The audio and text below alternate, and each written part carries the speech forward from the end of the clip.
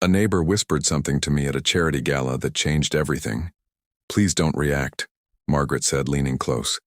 "I need to tell you something about your son-in-law." I was standing near the dessert table at the Calgary Heart Foundation dinner, holding a glass of sparkling water I hadn't touched. 300 people in formal wear. The kind of event my wife Patricia used to love. She passed 4 years ago. I still came every year because she would have wanted me to.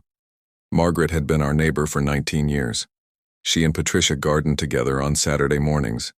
If anyone in that room would reach out to protect me, it was her. I kept my face still. "Tell me," I said quietly. "I was at the TD Bank on Kensington this afternoon. I saw your son-in-law Robert going in with a woman, carrying folders, the kind real estate agents carry. He was pointing at something on a printed sheet and laughing." She paused. "The address on that page was yours, James. Your house on Crowchild Trail." I thanked her. I excused myself. I walked to the far side of the ballroom, stood next to a pillar, and tried to remember how to breathe. "My name is James Calloway. I'm 67 years old. 31 years as a civil engineer for the city of Calgary. Retired with a pension, a paid-off house, and what I believed was a family that loved me. The house on Crowchild Trail is not a mansion. It's a 4-bedroom craftsman bungalow Patricia and I bought in 1989 for $187,000. We painted every room ourselves. We built the back deck with her father over one long weekend in July of 1994. Our daughter Sophie took her first steps on the kitchen floor. When I had it appraised 2 years ago, the number came back at $1.4 million. Patricia and I had just wanted a good home. We hadn't planned on it becoming that. After Patricia died, my daughter Sophie and her husband Robert offered to help manage things. Robert is 41, works in finance, and has always had a way of talking that makes you feel slightly behind in a conversation you didn't know had started. I had never fully warmed to him, but Sophie loved him, and they had given me 2 grandchildren, Lily, 9, and Marcus, 6. For them, I would tolerate almost anything. The help seemed genuine at first. Robert offered to take over the bills. Patricia had always handled the household accounts, and grief does something to your ability to make decisions clearly. At the time, someone taking on that burden felt like kindness. I gave Robert limited signing authority, a power of attorney for household expenses only. I trusted him because I trusted Sophie.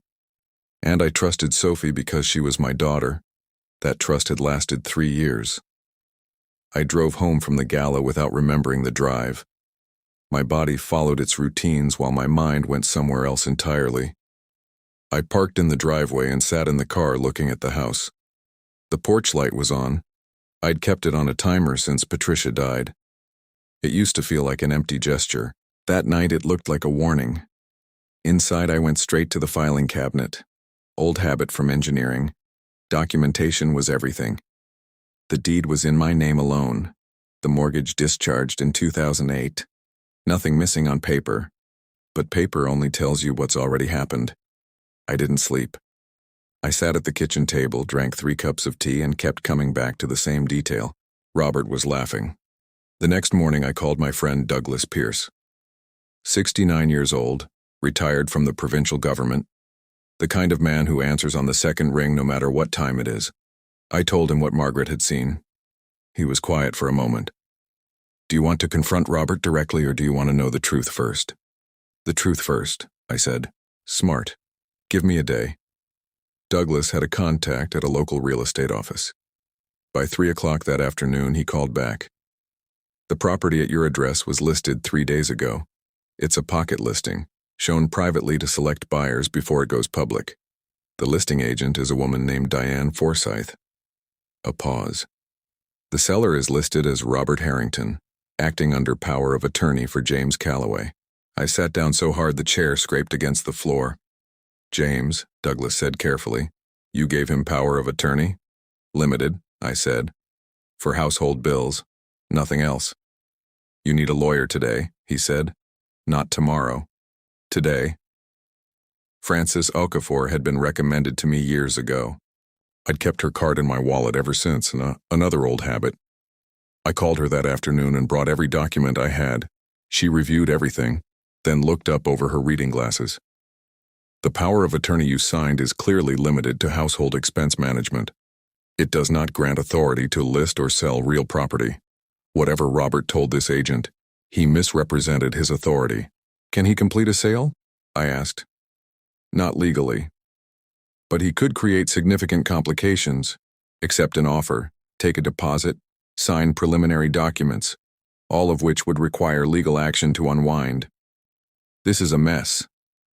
She began drafting a letter to the listing agent immediately, putting them on notice that the listing was unauthorized and any transaction would be contested. She also contacted the Alberta Real Estate Association to flag the situation. Then she asked something I hadn't fully considered. Do you want to press fraud charges? I told her I didn't know yet. I needed to talk to my daughter first. I called Sophie that evening and asked if she and Robert could come for dinner. I didn't say why. She sounded happy. The way you sound when you think everything is normal and the people you love are just glad to see you. They arrived at 6:30. Sophie brought wine and butter chicken from the restaurant on 17th Avenue. Robert shook my hand at the door with that confident, firm grip he always used, the kind designed to communicate that everything is fine and he is in control. I had set Patricia's good plates, made a salad. I was calm in the way you can only be calm when you've already cried everything out, and there's nothing left except clarity. We ate. We talked about Marcus's hockey and Lily's reading contest. Robert talked about work. Sophie asked if I was thinking about Victoria for the summer. After dinner, I poured coffee, brought out a folder, set it on the table between us. Robert, I said, I need to ask you about the listing. He looked at the folder, then at me. There was a half-second delay.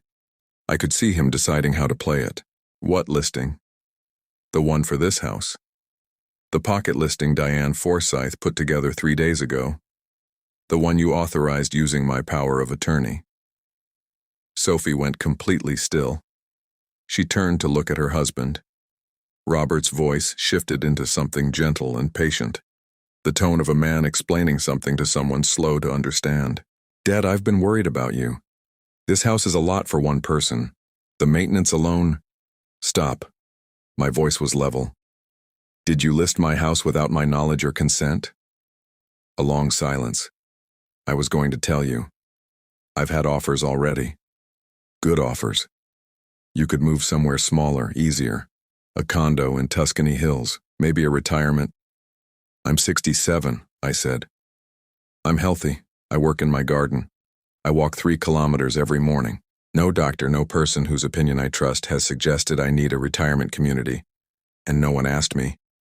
Sophie put her hand over her mouth. Her eyes filled. Sophie, I said more gently, did you know about this? She shook her head. Then she looked at her husband and something shifted in her face. Robert, she said quietly, tell me this isn't true. He didn't answer, which was its own answer.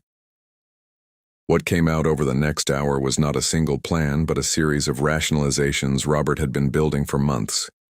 He had studied the real estate market and decided the timing was ideal. He had calculated what my share would be after a sale. He had already identified a condo development he thought was suitable. He had discussed it with no one, not me, not Sophie, not his own parents, and had simply proceeded on the assumption that he knew best. You were going to present me with a fait accompli, I said. Bring me an offer and tell me this was what was happening. He didn't deny it. Sophie asked him to take the children and wait in the car. He started to object. She looked at him with an expression I recognized. It was Patricia's expression, the one that ended arguments. He went. Sophie sat across from me, crying quietly. Dad, I am so sorry. I had no idea. I know, I said. And I did. I have known my daughter her entire life. She does not have a deceptive bone in her body. Is it too late? Has anything happened legally?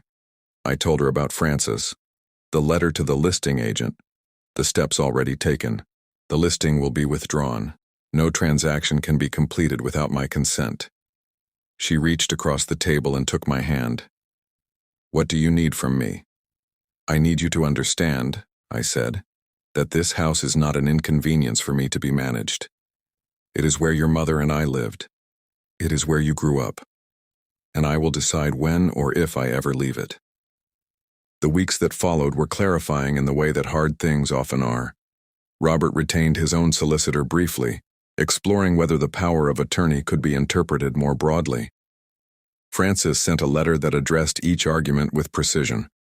The matter resolved without litigation. The listing was withdrawn. A deposit that had been collected from a prospective buyer, yes, there had already been a prospective buyer, was returned in full. Robert and I did not speak for 2 months. Sophie and I spoke often. She told me she and Robert had entered couples counseling, that she had not realized the extent to which he had been making unilateral decisions, not just about my affairs, but about their own.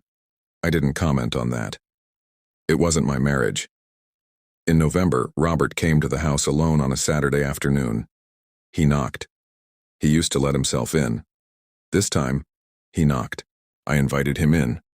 We sat at the kitchen table. He didn't make excuses. He said he had convinced himself he was acting in my best interest, but that in therapy, he had come to understand he had been acting in his own interest, using concern for me as a story he told himself. He said he was sorry. He said he understood if I never trusted him again. I thought about Patricia.